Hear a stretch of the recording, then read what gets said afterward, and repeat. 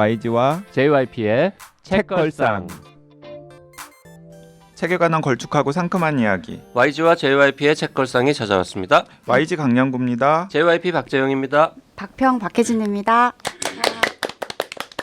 자, 지난 시간에 이어서 배움의 발견 읽어볼 텐데요. 그 전에 고도에서 편 들으시고요. 이볼님, 고도에서 뒤늦게 듣고 몇 글자 남깁니다.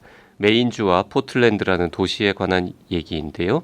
메인주는 잉글랜드 사람들이 가장 먼저 정착한 곳이고 청교도 양키 전통이 깊은 곳이긴 합니다.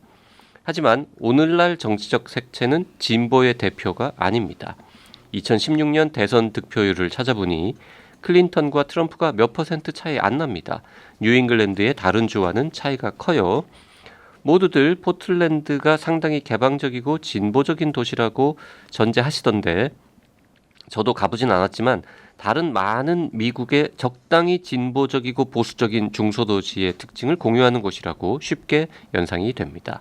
특히 박평님 발언하실 때 킨포크 언급하시던데 그 포틀랜드는 메인주가 아니라 서해안 쪽 오레건주의 포틀랜드인 것 같습니다. 역사적으로 오레건주 포틀랜드도 메인주와 뉴잉글랜드 사람들이 배 타고 건너가서 건설했다고 어디선가 읽은 것 같긴 합니다만 아무튼 사소한 것일지도 모르지만 소설의 배경 설정에서 저자가 도시의 특징을 상당히 고려해 넣었을 것이라고 생각한다면 어느 쪽 포틀랜드인가에 따라서 상당히 읽는 느낌이 달라지지 않을까 싶네요. 읽어주셔서 감사합니다.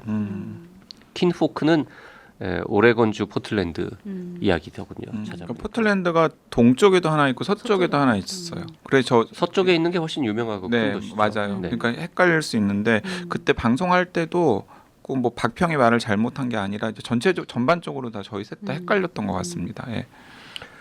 트래블링님 댓글도 좀 소개해 주시죠. 네, 트래블링님, 스티븐 킹의 11, 22, 63은 구립도서관에 있습니다. 국립도서관에도 있겠죠. 네네.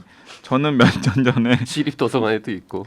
송파도서관에서 빌려 읽었는데요. 정말 강추합니다. 다음 페이지가 너무 궁금해서 한 페이지의 첫 문장을 읽으면서 다음 장으로 빨리 넘기려고 책 귀퉁이를 반쯤 들고 읽었어요. 네, 이건 책이 얼마나 재밌는지를 이 마음 이해하죠. 네, 너무 재밌어가지고 다음 이야기가 너무 재밌어가지고. 근데 이 책 진짜 재밌어요. 이 책은 서점에서 팔지 않아요. 요즘. 그래가지고 제가 계속 망설이다가 아직도 못 읽었는데. 절판 상태인가요? 아니에요. 품절 상태? 품절 상태 아닐걸요? 품절이던데. 그래요? 인터넷 서점에서 주문하면은 될 것 같은데. 제가 또 이 9세대 사람이라서 오프라인 서점에서 사지 않습니까, 책을. 아 정말요? 인터넷 주문 안 하세요? 옛날에 많이 해봤는데요. 요즘은 주로 그냥 온라인 말고 오프라인에서 사고 없으면 주문해서 그 다음번에 서점에 갈 때 이렇게 픽업하는 형태로. 이제 그런 어르신들 있잖아요. 이제 시간 날 때마다 서점 가가지고 이렇게 여유 있게 책들을 이렇게 들춰보다가 딱 픽해가지고 사시는 그런 분들. 그런 사람들이 있죠. 그런 어르신들도 물론 있겠지만 그런 젊은이도 있고요. 네. 진공상태님, 책걸상 듣다 보니 이제 이런 것도 보이기 시작했어요. 보리 출판사 새 도감이라는 책에 흰뺨 오리 세미라가 나와 있습니다. 흰뺨 오리의 영어 이름은 커먼 골든 아이랍니다. 영어 이름은 성평등적이에요. 암수 전부 눈동자가 황금색이거든요. 한국어 이름은 아닙니다. 그 이유는 수컷은 뺨에 희고 둥근 무늬가 있어서 흰뺨 오리라는 이름이 붙었다고 책에 써 있는데요. 암컷 뺨에는 희고 둥근 무늬가 없어요. 그렇지만 암컷 너도 흰뺨 오리. 와, 이제 이런 것도 독서하다 눈에 보이는 사람이 되었습니다. 내가 신기해요. 크크크. 네, 진공상태님께서는 책걸상을 들어서 이런 게 보이시는 게 아니라 원래 그런 걸 볼 수 있으시는 능력자이신 것 같아요. 그렇겠죠. 네. 네, 별명님께서는 책을 한 권 추천해 주셨는데요. 책걸상 애청자분들 모두의 취향에 맞을 것이라 확신하면서 읽고 나면 작가를 초대해서 만나고 싶어질 문디에서 울고 있는 나에게 한 번쯤 읽어보시기를 추천드립니다. 작년에 발견한 최애 작가가 혼비님이라면 올해의 발견은, 그러니까 2018년에 발견한 최애 작가가 혼비님이라면 2019년에 발견은 문 뒤에서 울고 있는 나에게를 쓰고 그린 김미희 작가님이라 저 혼자 간직하기엔 아까운 느낌을 함께 나누고 싶어 추천드립니다. 참고로 페이지 수는 216쪽입니다. 물론 저는 출판사와 작가분과는 사적인 아무런 친분 관계가 없습니다. 야, 이 또 JYP 배려해가지고 쪽수까지 남겨주는. 문 뒤에서 울고 있는 나에게. 일단 제목은 뭐 JYP 취향 아닌데 이게 무슨 책입니까 이거는? 저도 읽어보지는 다 못했습니다. 몰라요? 네. 방송 준비를 안 하는군요. YG도. 네. 문 뒤에서 울고 있는 나에게 한번 읽어보고 좋으면은 같이 한번 소개해 볼 수 있을지 궁리해 보도록 하겠습니다. 네. 다음 댓글 소개해 네. 주시죠. 깐따삐아님께서도 댓글 남기셨는데요. 정신요중은 어디 있나요? 못 찾겠습니다. 검색어를 정신요중으로 하니까 너무 많은 다른 정보가 뜹니다. 정신요중 얘기를 제가 지난번에 방송에서 했었나 봐요. 네. 정신과 의사가 여가 시간에 드라마 보는 중. 네. 요거는 나는 의사다 채널 안에 서브 채널로 있는 거고요. 아직까지 한 편밖에 안 올라갔습니다. 이제 계속 만들 예정이긴 한데요. 그래서 유튜브에서 나는 의사다 검색하시고 좋아요, 구독 누르시고 거기 굉장히 많은 좋은 콘텐츠가 있거든요. 그래서 잘 찾아보시면 정신요중이라고 또 있습니다. 지금 업데이트가 됐죠, 정신요중. 네, 정신요중 한 편 올라가 있습니다. 네네. 무슨 어떤 드라마로? 드라마입니까? 스토브 리그. 스토브리그. 스토브 리그 이제 곧 끝나고 이 방송 나갈 때쯤이면 이미 종영했겠네요. 네, 종방했겠죠. 네, 잘 봤는데 재미있었습니다. 음. 자, 오늘 배움의 발견 얘기를 더 해보죠. 이 책에서 하여튼 제일 중요한 그 배경 지식, 제일 필요한 배경 지식 중에 하나는 몰몬교인 것 네. 같아요. 네. 몰몬교에 대해서 두 분은 어느 정도의 이해를 갖고 계십니까? 저는 그냥 이 정도. 일단은 그 기독교의 한 분파인데 굉장히 미국에 토착화된 기독교죠.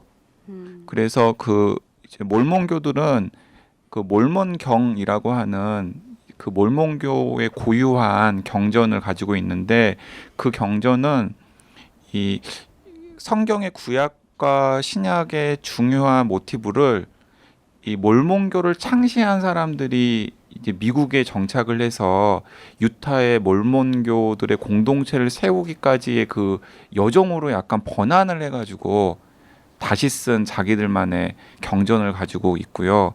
그리고 굉장히 공격적인 전도로도 유명을 하죠. 그래서 이 책에도 보면은 이 타라의 아버지도 젊었을 때 처음으로 그 유타 아이다호의 경계를 넘어선 게 1년인가 2년 동안 플로리다에 가서 이 몰몬교 전도사로서 전도 활동을 했다라는 이야기가 나오고요.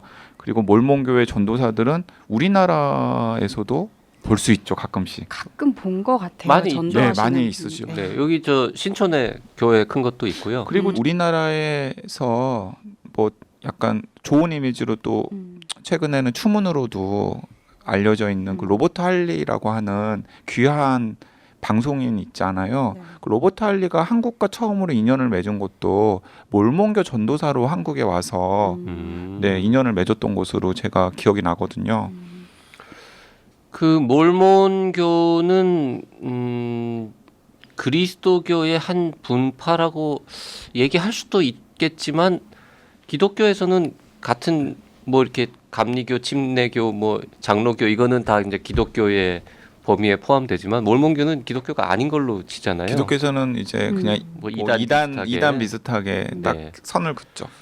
그리고 이 1830년이군요. 네. 조셉 스미스라는 사람이 만든 종교인데 핵심이 그거죠. 이 조셉 스미스 본인이 그 2000년 만에 다시 온 예수 선지자 뭐 이런 얘기를 하는. 그래서 그러니까 뭐 몰몬교도들이나 혹은 또 저게 우리나라의 통일교 교도들이 들으시면은 양쪽 다 기분이 나쁘실지 모르겠지만 그 통일교의 문선명 교주 이제 그분 같은 경우에도 본인이 약간 선지자라고 또 약간 현신이라고 이제 이야기를 하는 것까지 비슷한 맥락인 것 같아요. 그 통일교하고 약간 뭐 비슷한 측면도 그렇죠. 그러니까 있죠. 한국에 토착화된 종교가 통일교라고 하면 아니 미국에 통일교 전 세계에 퍼져 전 있어요. 세계에. 그러니까 한국에 토착해가지고 전 세계로 퍼졌잖아요. 근데 몰몬교 같은 경우에는 미국의 유타주에 일단 털을 닦고서 또 전 세계를 전도를 하려고 하는 거니까. 근데 보통 이제 몰몬교라고 간단하게 말하긴 하는데 정식 이름은 레터데이 세인트, 레터데이 세인트, 그 뭐 더 처치 오브 지저스 크라이스트 오브 레터데이 세인트 이렇게 해가지고 예수 그리스도 후기 성도 교회 혹은 뭐 마릴 성도회, 마릴을 또 잘못 해가지고 미랄 성도회라고 옛날에 뭐 부르기도 하고 이랬던 곳이고 요즘에는 후기 성도교 그런 식으로 많이들 부르시는 것 같아요. 네. 그리고 그 아까 몰몬경이라고 하는 건 더 북 오브 몰몬인데 네. 그 북 오브 몰몬이라는 뮤지컬이 전 세계적으로 빅히트를 치면서 아니 뭐 전 세계적으로는 아니고 미국 영미권에서는 굉장히 크게 히트를 하면서 더 또 유명해지기도 했고 뭐 그런 곳이죠. 그리고 몰몬교는 그 소설이라던가 예를 들어서 뭐 코난 도일의 셜록 홈즈가 등장하는 소설에서도 몰몬교도들의 이야기가 잠깐 나오는데 그 일부 다처제로도 네. 네. 유명하죠. 왜냐하면 실제로는 근데 일부 다처로 사는 집은 거의 없는데 네. 하여튼 교리상으로는 일부 다처제가 허용되는 네. 그리고 한동안은 일부 다처제가 있었던 것 같아요. 처음에는요. 네, 그래서 굉장히 약간 가부장적이고 남성 중심적인 가족 공동체 같은 것들을 중요하게 여기는 그런 문화가 몰몬교 공동체 안에 있었고, 근데 굉장히 흥미롭게도 이 타라의 아버지는 이미 이제 1980년대, 90년대 이야기니까 그렇겠지만은 타라의 아버지도 굉장히 독실한 몰몬교 신자인데도 불구하고, 그러니까 거의 이제 그 몰몬경의 여러 가지 가르침들을 그대로 실천하시는 분인데도 또 일부 다처제에 대해서는 약간 거부감 혹은 따르지 않는 그 되게 금하는 게 많은 종교입니다. 그렇죠. 네, 술, 담배, 그다음에 카페인을 못 먹게 해서 커피를 안 먹어요. 네, 그래서 차도 안 마시고. 타라 같은 경우는 커피 혹은 콜라를 그 맞아요. 대학에 들어가서 처음 먹어보는 그래서 콜라 안 먹고 그다음에 낙태, 도박 이런 거 다 금지되어 있는. 그리고 옷도 살이 보이지 않아야 되는. 굉장히 금욕적인 교리를 갖고 있는 그런 종교인데 여기 이제 타라의 아버지는 그런 평범한 몰몬 교도하고는 또 다른 차원의 전혀 다른 차원의 스스로 만든 어떤 세계관 이런 걸 갖고 계신 분이었죠. 그분의 직업은 그냥 고철 뭐 네. 폐철 처리업 뭐 이런 거 하는 분이고 그러니까 그 마을 외곽에 산속에 살고 네, 산속에 사시고 그리고 또 5만 가지 그런 약간 고철이나 폐 쓰레기를 특별하게 처리하지 않고 쌓아놓는 곳이 있는데 거기서 자기 아들과 딸을 데리고 가서 쓸만한 고철이라던가 이런 것들을 수집을 해가지고 좀 팔고 그리고 일감이 들어오면은 또 자기와 자기 아들들 팀으로 엮여져 있는 또 사위 이런 사람들을 팀으로 데리고 가서 뭐 건물 같은 것들을 이제 미국은 목조 건물들 많이 지으니까 목조 건물들 같은 것들을 지으면서 이렇게 하루 벌어 하루 사는 그런 일을 하고 또 어머니가 또 흥미롭잖아요. 산파 조수 일을 네. 하면서 일을 하죠. 그리고 뭐 그 뭐라고 표현해야 돼요? 그렇게 오일 뭐 풀 허브 아로마 허브, 오일. 네. 네. 약초캐다가 이상한 그 뭐 추출해서 뭐 만들어서 이렇게 팔고 물약, 네. 진통제 뭐 이런 거 팔고. 그 제일 놀라웠던 거는 그거를 그렇게 사는 사람이 많다는 게 제일. 그게 이 책의 가장 큰 반전 중에 하나인데 그 반전은 책을 읽으신 애청자분들의 재미로 남겨두고요. 진짜 한 3분의 2 정도 지점에 대반전이 있습니다.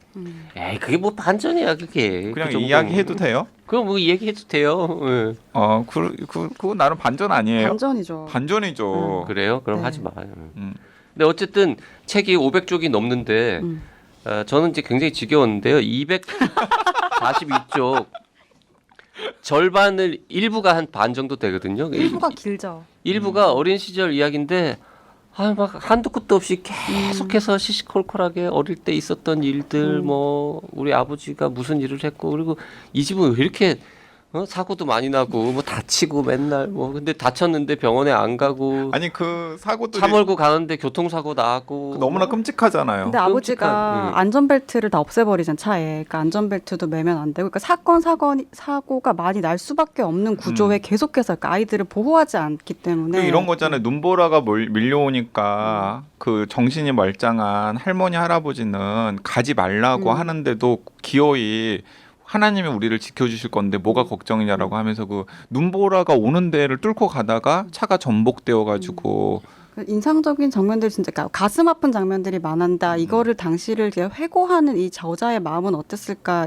이런 생각이 드는 부분들 많았는데 그 중에서 아버지 그 폐철 처리장에 가서 이 타라도 막 일을 하잖아요. 어린 나이에. 근데 막 그 날카로운 그 폐철들이 마구마구 있는 곳에서 아버지는 그 타라의 표현에 의하면 아버지는 시간이라는 스토커에 쫓기고 있는 사람 같다. 그러니까 빨리 많이 일을 해서 최대한 짧은 시간 안에 빨리 일을 해가지고 돈을 조금 더 벌어야 돼. 근데 그 돈으로 근데 지구 종말을 대비하잖아요. 그래서 지구 종말을 위해서 근데 열심히 일을 해야 돼. 돈을 또 모아서 그러니까 식량을 모아. 언제 지구가 멸망할지 모르기 때문에 한동안은 타임라인이 있었죠. 2000년 맞아요. 새로운 밀레니엄이 오기 전에 지구가 멸망할 것이다라고 하는 타임라인이 있었기 때문에 그 타임라인에 맞추기 위해서 돈을 힘들게 벌면 그 번 돈을 족족 다 이제 두 가지로 바꾸는 거예요. 하나는 금 하나 은하로 바꾸고요. 왜냐하면 지구가 멸망하면 더 이상 정부가 보증하는 화폐는 가치가 없을 것이기 때문에 금 하나 은하로 바꿔서 쌓아두고 또 한편에서는 막 그 집안 식구들을 독려해 가지고 통조림 같은 것들을 복숭아 병조림. 네, 병조림 같은 걸 만들어 가지고 한쪽에다가 쟁여놓고 통조림도 그냥 좀 사와서 쟁여놔도 되잖아. 그걸 꼭 만들어야 돼. 그리고 기름 같은 거 쟁여가지고 막 그 마을에 소문이 퍼졌잖아요. 저 집이 그 땅에는 이 마을이 뭐 6개월 이상 1년 이상 그 쓸 정도의 기름이 비축돼 있을 것이다.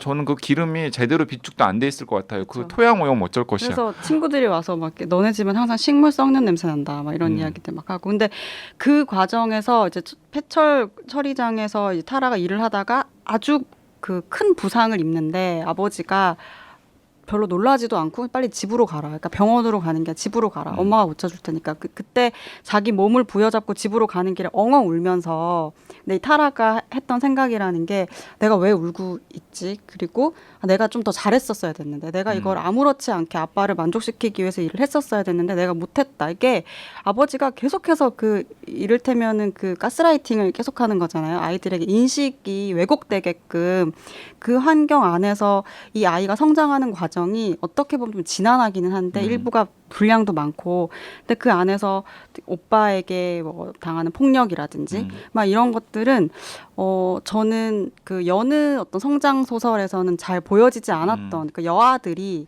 한 그 가부장제 하에 어떤 시스템 구조와 그리고 종교적으로 굉장히 맹신하고 있는 그 아버지 하에서 어떤 방식으로 그 폭력을 계속 내면화하는지를 잘 보여주는 작품이었던 것 같아요. 그래서 작년에 아주 화제가 많이 됐었던 영화 중에 이제 김보라 감독의 벌새라는 작품이 있는데 그 작품도 이제 멀리서 보면은 그냥 한 아이가 중학교에서 뭐 친구와 문제가 있고 집에서는 뭐 근데 집도 중산층의 어떤 중산층이라고까지는 할 수 없지만 강남에서 살면서 이제 방앗간을 운영하는 엄마 아빠 하에 이제 삼남매가 잘 살고 있는 가정인데 그 안에서 가족 안에서의 폭력들 외면되는 그런 폭력들이 어떤 영향을 주나 이런 걸 잘 보여주는 작품이었거든요. 그래서 이 배움의 발견 1부가 저는 2부, 3부가 재밌다고 하시는 분들 많고 특히 2부에서 본격적으로 이제 세상과 나가서 투쟁하고 갈등하고 막 이런 지점들을 꼽는 분들이 많은데 저는 1부가 생각보다 훨씬 좋다는 생각이 많이 들었어요. 박평은 이 타라라는 여주인공한테 깊이 공감이 되니까 이렇게 막 맞아요. 읽었던 거죠. 나는 공감 능력이 떨어지나 봐. 타라에 대해서 자꾸 공감되지 않고 이 부모에 대한 반감이 자꾸 들어가지고 이 부모는 도대체 왜 이러는 미친 거 아니야? 이런 생각이 자꾸 들어가지고 몰입이 안 되는 거죠. 타라가 불쌍하긴 한데 그리고 결말을 알고 있잖아요. 타라는 어쨌든 탈출해가지고 무슨 캠브리지 가서 박사도 따고 책 영미권에서만 300만 부 팔렸으니까 이 책 인쇄만 해도 얼마야. 이게 돈도 많이 벌고 이제 훌륭하게 뭐 이미 성공했으니까 그 어린 시절에 대한 고생한 거는 좀 특이한 방식으로 어쨌든 보상을 받은 거잖아요. 아무도 경험하지 못하는 일을 겪음으로 인해서 그걸로 이렇게 책을 쓰고 뭐 했으니까. 그리고 이런 것 때문에 사실 장학금도 받고 뭐 공부도 하고 했던 그 기회가 또 주어진 거니까 역설적으로. 그래서 타라에 대한 공감보다는 부모에 대한 반감이 더 커서 그래서 저는 더 재미가 없었던 것 같아요. 저는 이런 것도 그 비슷한 측면에서 오히려 가족이라는 게 남이면 그 그냥 반감을 갖고 도대체 저 부모는 왜 저런 방식으로 아이들을 가르치고 정말 문제다라고 이렇게 외면할 수 있는데 가족은 그렇지가 않잖아요. 그러니까 나는 거기서 벗어나고 한 발 밖으로 나와서 사회적으로 명성을 얻고 성공했지만 하지만 내 부모를 부정할 수가 없잖아요. 그러니까 이 아버지 그리고 이 나에게 계속해서 폭력을 주기도 했고 또 다 그렇지 않은 오빠도 있었지만 근데 이 가족을 내가 어떻게 가족과 관계를 맺어야 될 건가? 이 관계는 계속되는 거니까. 근데 그 점에서 한 인간이 자신을 이제 억압했었던 그 가족을 해석하고 인식하고 하는 그 과정이 저한테는 이건 단순히 뭐 극복하고 넘어서는 게 아니라 계속되는 그 문제를 대면한다는 측면에서 좀 인상적이었던 게 아닌가 싶어요. 그래서 저는 두 분의 이야기가 다 이 책에 중요한 포인트들을 담고 있다는 생각이 드는데 한편으로는 JYP처럼 계속해서 답답한 마음이 들어요. 근데 그 답답한 마음은 책을 다 덮고 나서도 가시지가 않거든요. 왜냐하면 타라는 절반의 성공, 절반의 실패를 한 거죠. 그러니까 본인은 어떻게든지 간에 그 망상증에 걸린 아버지의 제국에서 탈출을 하는데 어느 정도 성공을 했지만 그 제국을 깨트리는 데는 실패했단 말이죠.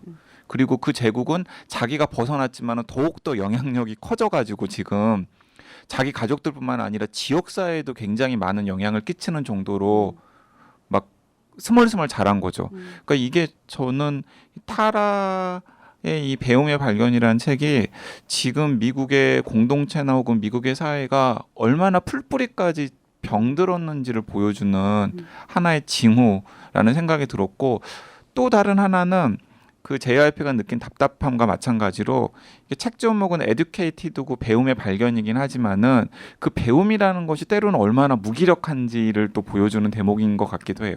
계속해서 타라는 내가 배웠기 때문에 탈출할 수 있었다라고 하지만은 제가 생각하기에는 그 배움이 할 수 있는 역할은 굉장히 제한적일 수밖에 없다라는 생각도 들거든요. 나의 위치를 이동시킬 수는 있지만 네. 그렇죠. 왜냐하면은 지금 케임브리지에 가서 박사학위까지 받았지만은 타라는 여전히 어느 정도는 그 과거의 아버지의 망상 때문에 고통을 겪었던 그리고 자기를 이렇게 굴레짓고 자기 정체성을 규정했던 그런 것으로부터 완전히 탈출했다라고는 볼 수 없는 또 그런 측면들이 있거든요. 그러니까 사실 어떻게든 거기서 벗어나 보려고 쓴 책이 또 이 책이었을 것 아니에요. 하여튼 그 환경, 특히 이제 부모라는 본인이 선택할 수 없는 환경이 한 인간에게 얼마나 큰 영향을 미치는가 이거는 확실하게 볼 수 있었던 책인 것 같고요. 그리고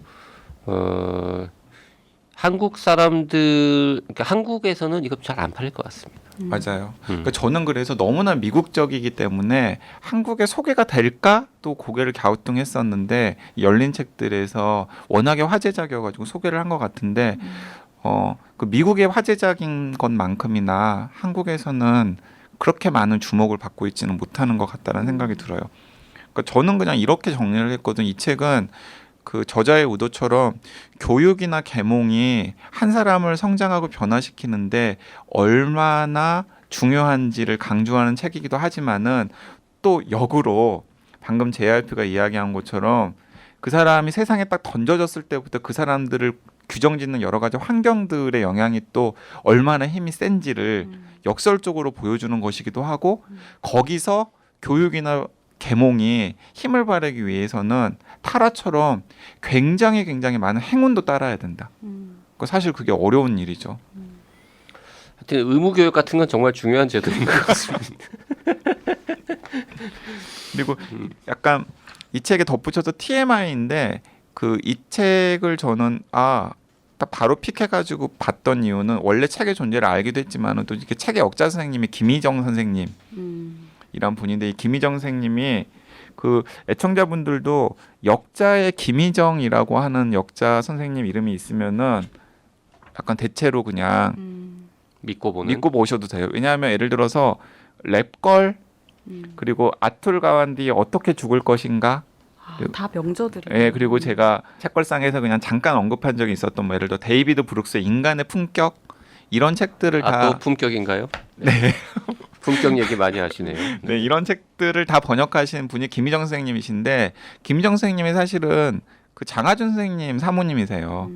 장하준의 경제학 강의도 옮기셨죠. 그래서. 네, 장하준의 경제학 강의도 그래서 옮기셨죠. 그래서 그냥 그 영국에서 그 아이들 키우시면서 재밌게 읽은 영어 책들 중에서 마음에 드는 책들을 한 권 한 권씩 번역을 하시는 것 같아요. 그래서 또 이게 김희정 픽이기도 하기 때문에 한번 보시면 좋을 것 같고 또 책을 읽어보니까 흥미로운 대목이 있던데 이게 타라 웨스토버가 케임브리지 대학교에서 이제 박사학위 논문을 받았잖아요. 근데 어쨌든 간에 몰몬교 공동체에서 자랐잖아요. 그래서 이 타라 웨스토버는 몰몬교 자체를 그러니까 미국에서 이제 개척자들이 그 변화하는 근대 환경에 적응하려고 하는 하나의 몸부림으로 해석을 하면서 그 박사학위 논문을 썼더라고요. 그래서 박사학위 논문이 어떤 제목이냐면 1814년에서 1890년 사이에 북미 협동조합 사상에 나타난 가족 도덕성 사회과학이에요. 그러니까 이제 미국이라고 하는 신대륙에 막 들어간 사람들이 자신의 공동체 그리고 가족을 안정적으로 꾸리기 위한 다양한 전략들을 시도했는데 그 전략들 중에 하나가 그 기존의 자유주의나 아니면 다른 무슨 사회주의 형태의 협동조합 형태와는 다른 종교 공동체로서의 몰몬교다라는 시각을 박사학위 논문에서 담았던 것 같고 그 논문의 지도 교수이고 책 뒤에 이제 몇 차례 등장했던 사람이 그 케임브리지 대학교의 데이비드 런시먼이라고 하는 그 정치학자인데 그 데이비드 런시먼의 책이 그 자만의 덫에 빠진 민주주의라고 하는 2018년에 나온 굉장히 좋은 책이 있는데 그 책이 또 저자시더라고요. 그래서 TMI 같습니다. 네, 그런 것들도 좀 이렇게 연관해서 보시면은 또 책 읽는 재미도 있지 않을까 하는 생각도 듭니다. 이거를 만약에 소설로 누가 이렇게 썼으면 절대 성공 못했을 것 같습니다. 맞아요. 사람들이 이거 무슨 이렇게 극단적인 사례를 가지고 이게 말이 되냐 이러고 비난했을 것 같은데. 특히 JYP 개연성 하나도 없어.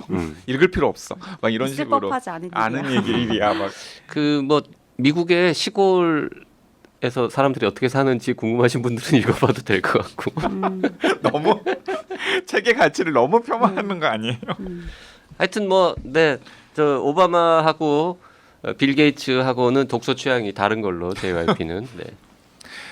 자, 그런데 진짜 그 가족, 그다음에 부모의 역할, 교육이나 계몽의 힘 이제 이런 좀 복잡다단한 내용들에 대해서 약간의 극단적인 케이스를 가지고 한번 성찰해 보시고 싶으신 분들이라면 읽으면은 여러 가지 울림들이 있다라고 저는 생각합니다.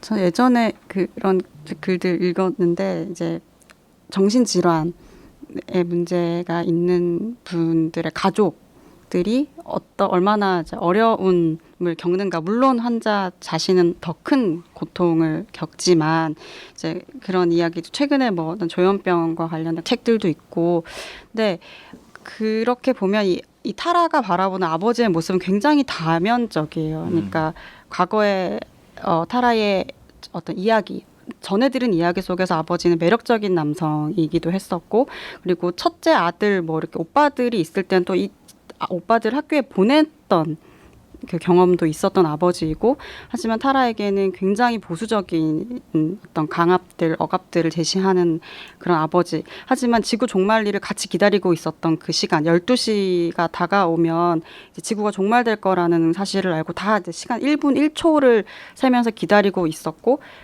아무 일도 일어나지 않아서 1시간 반을 더 기다렸는데 그래도 또 아무 일도 일어나지 않았을 때 그 타라가 봤던 아버지의 작아진 모습들, 뭐 그러니까 이런 모습들, 그리고 이제 교육을 받으면서 다시 보는 아버지의 모습, 그리고 무력했던 어머니의 모습, 이런 걸 그리는 과정들을 볼 때 어떤 정신적으로 굉장히 나약해진 한 인간을 바라보는 그 시선들, 그리고 변화해가는 시선, 아무것도 몰랐던 어린아이 때부터 고등교육을 받은 그 타라에 이르기까지 그 시선들의 변화를 보는 것도 좀 굉장히 좋은 부분이었고, 그게 보통의 우리가 소설들에서 아주 좋은 소설들에서 발견하게 되는 또 발견들 중에 하나이기도 해서 좀 다른 여러 가지 욕구들로 이 책을 또 읽을 수도 있을 것 같아요.